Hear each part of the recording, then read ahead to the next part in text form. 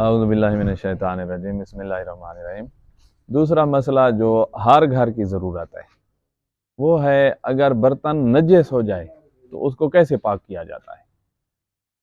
پہلی نصیحت جو ہم کریں گے اپنی مومنات جو گھر کے کام انہیں نہیں کرنے ہوتے ہیں یا جو مومن یہ کام کرتے ہیں کہ یہ جو صابن ہے جس سے آپ برتن دھوتے ہیں، یہ جو صافی اس میں ہے کپڑا جو ہے یہ دونوں آپ کے پاک ہونے چاہیے۔ یہ اگر نجس تو یہ ہر برتن کو نجس کرتے جائیں گے، یہ آپ کے پاک ہونے چاہیے۔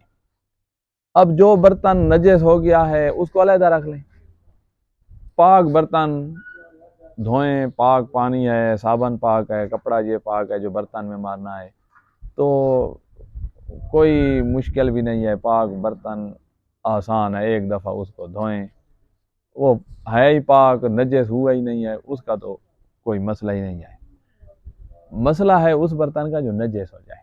نجس برتن کو کیسے پاک کرنا ہے اس کا طریقہ ہم بتائیں گے۔ ایک دفعہ برتن کو کتا نجس کر جاتا ہے، اس کی بات ہم نہیں کر رہے، وہ بہت کم ہی مسئلہ پیش آتا ہے۔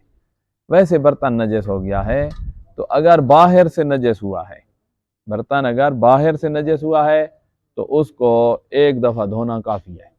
اندر سے تو نجس ہی نہیں ہوا ہے، باہر سے تو باہر والا حصہ جو ہے وہ ایک دفعہ ایسے دھوئیں کہ اس کے اوپر نجاست چمٹی ہوئی نہ ہو، نجاست ختم ہو جائے۔ دھونے سے ہم نے نجاست کو ختم کرنا ہوتا ہے تو برتن پاک ہو جائے گا۔ یہ باہر سے نجس ہے تو ایک دفعہ دھونا کافی ہے۔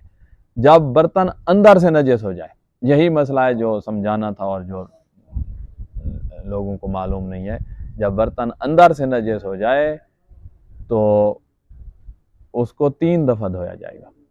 کتے کے ساتھ، خنزیر کے ساتھ نجس ہونے کی ہم بات نہیں کر رہے، ہم کہہ رہے ہیں ایسی کسی اور نجاست سے، مثلاً اس میں کوئی نجس پانی چلا گیا ہے، کسی نے ہونڈ لگایا ہے، اس سے منہ سے جو خون نکلا ہے وہ اسی میں چلا گیا ہے، مثلاً پیالہ ہے چائے کا اس میں چلا گیا ہے، تو اندر سے نجس ہو جائے تو اس کو 3 دفعہ دھوئیں گے۔ پانی ڈالیں، اندر سے نجس ہو تو 3 دفعہ دھونے۔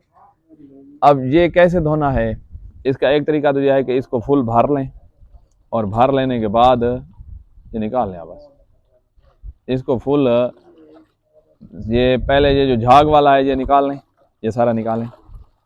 اب اندر سے اس کو ایک طریقہ یہ ہے کہ فل بھر کے الٹ دیں، اس میں پانی زیادہ استعمال ہوگا۔ دوسرا طریقہ یہ ہے آپ اس میں ہاتھ ماریں اور سب تک پانی پہنچا دیں، یا برتن کو ہلائیں کہ ہر جگہ تک پانی پہنچ جائے۔ ایک دفعہ پھر انڈیل کے، یا یہ ایک دفعہ پہلے کر چکے تھے، دوسری دفعہ اب کیا ہے، اب تیسری دفعہ پھر، تو یہ 3 دفعہ جب دھلے گا تو برتن پاک ہو جائے گا۔ چاہے آپ جس پانی میں بھی دھو رہے ہوں، کلیل پانی میں دھو رہے ہوں، کور پانی میں دھو رہے ہوں، نہر پہ دھو رہے ہوں، کھالے پہ دھو رہے ہوں، جہاں بھی برتن کو اندر سے نجس ہے تو 3 دفعہ دھویا جائے گا۔ اور ایک اور چیز، لوگ جو ہے وہ جب دھوتے ہیں تو وہ کلمہ پڑھ رہے ہوتے ہیں، برتن کو دھونے کے لیے کلمہ پڑھنے کی ضرورت نہیں ہے۔ کپڑا دھو رہے ہوتے ہیں، جیسے کہ پہلی ویڈیو میں ہم نے بتایا ہے آپ کو کہ کپڑا دھونے کا کیا طریقہ ہے، نجس لباس دھو رہے تھے تو اس پر کلمہ پڑھا جا رہا ہوتا ہے، کلمہ پڑھنے کی ضرورت نہیں ہے۔